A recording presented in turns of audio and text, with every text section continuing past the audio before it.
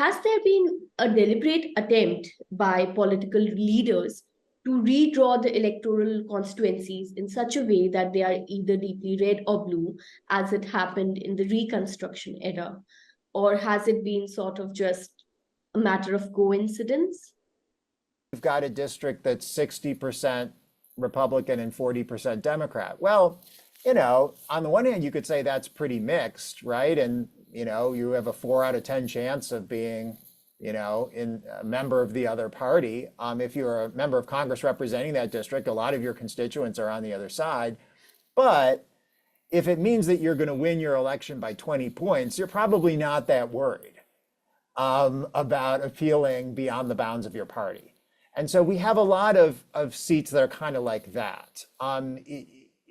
We should remember that even in so-called red or so-called blue America, there are lots of people who disagree. They're on the other side.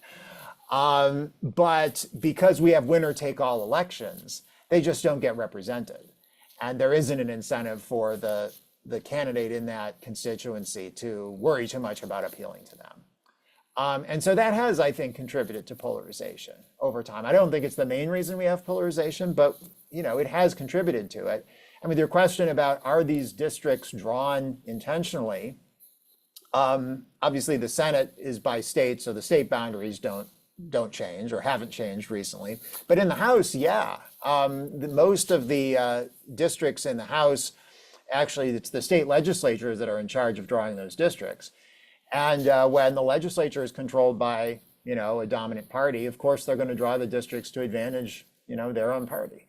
And that's exactly what they do, which is something that we call gerrymandering in this country, which is basically drawing a district, sometimes with a funny shape to it, the borders of it, just because it confers a political advantage on the party with the power to draw the district. And so, yes, we do see that.